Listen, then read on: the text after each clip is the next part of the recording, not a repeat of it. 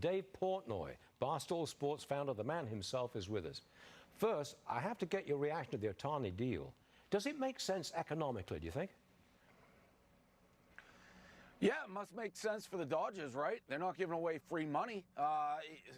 People always complain about these contracts, but if somebody's willing to pay, they must think it's going to make sense. And like the reporter just said, the international interest, somebody thinks they'll make money with it or they wouldn't have done it. Does it enhance baseball? Because baseball's been slipping these days. I mean, sport number one is football, sport number two is basketball. I don't see baseball getting back into the top two American sports anytime soon, but they do need a headline star like this, don't they? Yeah, I mean, he was already in the league. I guess he's in a bigger market, LA compared to Anaheim, but I don't think this changes the face of baseball or anything like that. Okay. How about anti-Semitism on college campuses? You will not hire anyone from Harvard, UPenn, or MIT until the school's deans step down. Has anyone from these schools applied to work with you?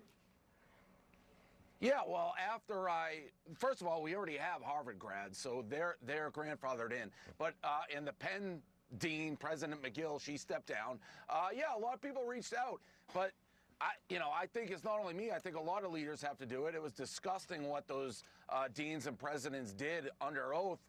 Makes no sense to me. I don't know how, if you can't condemn genocide, I don't care whether we're talking Jews, Muslims, any group of people, then you don't deserve to be, in a position of power. You got to get out. What about free speech? Does that come into this? Yeah, listen. Is Hitler allowed to say, I want to kill the Jews, I want to kill the Jews, I want to kill the Jews, right up till he kills the Jews? I would say no. That's what they're saying you can do in this country. There's a difference between free speech and hate speech, and when you're endangering people and causing harm, I think you got to put a stop to it. It's called common sense. Okay, we always like to run through a whole gamut of subjects with you because you've got an opinion on everything. So how about this? I want to talk about Taylor Swift and Travis Kelce. We know you're a Swiftie. Is she changing football viewership? Yeah, they're getting more women. And by the way, Stuart, you're right. We won't find too many people going from anti-Semitism and Hitler to Taylor Swift and Travis Kelce, but that's why I like this show. Yeah, I think more women are watching. They follow Taylor, whatever she does. Well, does it make any difference to football?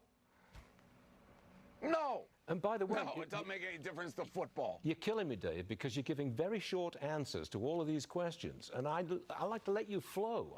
I'll let you make the headlines here. It is what it is, Stuart. I don't know. You're supposed to set me up with a nice little volleyball spike, and then I knock it down. I don't know how to rant more than that. Is Taylor Swift changing football? No, I don't know what else to say about that. You get some young women. Now you got me ranting. But come on, this is a give and take. We're playing tennis. You got to set me up. Well, have football ratings gone up because of Taylor Swift?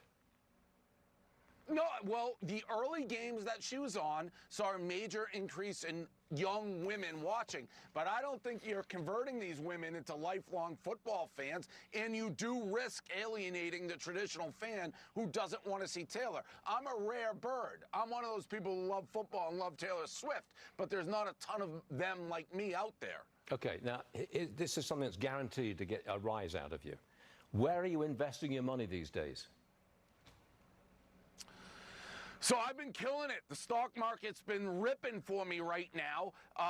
Penn is up like 8% today, so that's good. I like Bitcoin still. I like putting my money there a little bit. But I'm kind of in safe things right now. I'm putting my money in real estate.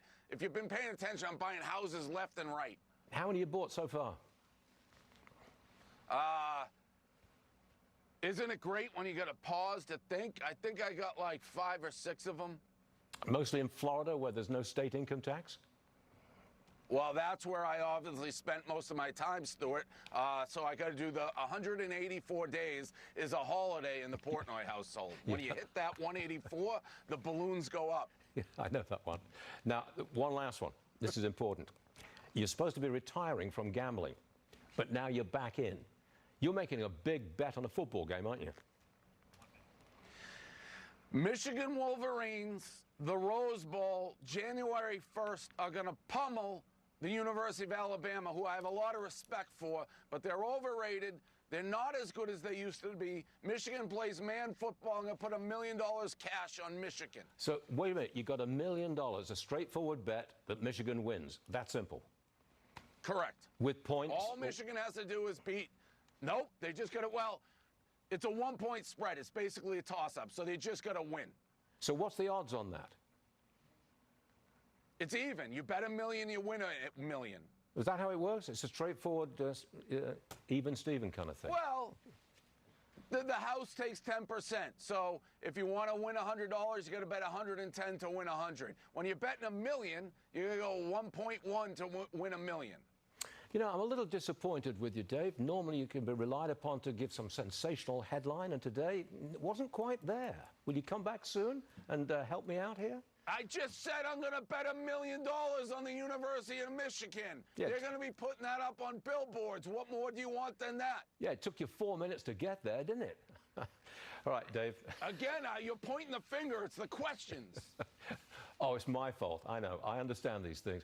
Portnoy, I do think you're all right, and we will see you again as soon as possible, okay? Good luck with the bet. All right, Stuart. Good luck, guy. Thanks.